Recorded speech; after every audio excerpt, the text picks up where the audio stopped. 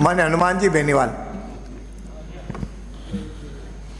अध्यक्ष महोदय, सबसे पहले तो आप अध्यक्ष पद पर निर्वाचित हुए और सारे सदन ने, सारी पार्टियों ने, हमारे निर्दलीय जितने भी छोटे दल थे, इन सब ने मिलकर जैसे ही आपका नाम अध्यक्ष के लिए घोषित हुआ भारतीय जनता पार्टी की तरफ से, सब ने मन बना लिया था कि देवनानी जी अध्यक्ष बन रहे हैं तो हमें डिस्टर्ब नहीं करना, इनको अध्यक्ष करना, क्योंकि आप सबसे ज़्यादा, हमने देखा कि विपक्ष में रहते हुए आपने सबसे ज़्यादा लड़ाई लड़ी। मैं तो आपके साथ रहा हूँ और मैंने तो ये भी देखा है आपको इनका ध्यान ज़्यादा रखने की बजाय हमारा ज़्यादा ध्यान रखना, क्योंकि पिछली बार आपको बोलने नहीं देते थे। इस बात का भी आपको ध्यान में रखना कि पिछली बार जब आप स्टिकर लगाते थे, पर्ची लगाते थे, तो जैसे ही आपका नाम आता तो माइक बंद हो जाता था।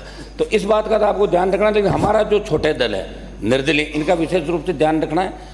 इस विधानसभा के अंदर अध्यक्ष महोदय, मैं लोकसभा के अंदर हमारे कई साथी जो लोकसभा के अंदर थे, विधानसभा का चुनाव लड़े, लोकसभा और विधानसभा के अंदर आने के बाद हमें एक चीज़ बहुत यहाँ खलेगी कि वहाँ लोकसभा 80, 90, 100 दिन तक चलती है साल के अंदर, और यहाँ 20 और 25 दिन विधानसभा चलती है। सारे दल यहाँ प्रतिपक्ष नेता का चयन नहीं हुआ, शायद उलझन के अंदर वो मामला जल्दी हो जाए। मैं इनको करता हूँ जल्दी प्रतिपक्ष का नेता बनाएं और हम सब मिलके आप सर्वदलीय बैठक बुलाएं और बैठक बुला के तय करें कि राजस्थान की विधानसभा कम से कम 30, 35, 40 दिन साल के अंदर चले।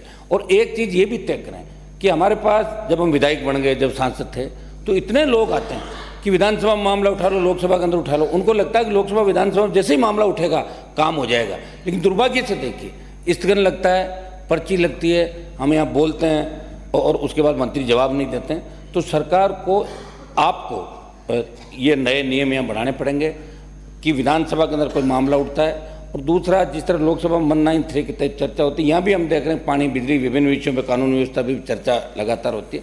चर्चाएँ भी समय समय पर हो, हाउस ज़्यादा से ज़्यादा चले, तब लोकतांत्रिक मूल्यों की रखवाली हो सकती है। हमें आपसे बड़ी उम्मीद है कि लगातार 3 से लेकर 23 तक आप लगातार जीतते रहे। और हमें यह भी पता है कि आप के दल के कई लोग ये नहीं चाहते थे कि आप जीत के बार बार आओ, लेकिन फिर भी आप आ जाते थे। आपकी बहुत मेहनत थी वहाँ पे आज, और हम तो ये चाह रहे थे कि आप एक दूसरे पद की ओर जा रहे हो, लेकिन चलो यहाँ आके रुक गए। अभी बड़ी बात, विधानसभा अध्यक्ष आप बन गए। मैंने देखा दिल्ली के अंदर बहुत से नेता जो सीएम की बात करते थे, उनको विधानसभा को अध्यक्ष बना दिए देश के अंदर। खैर, मैं इसमें नहीं जाना चाहूँगा। मैं यही, हम आपको यही आश्वस्त करते हैं कि हम आपका सहयोग करेंगे।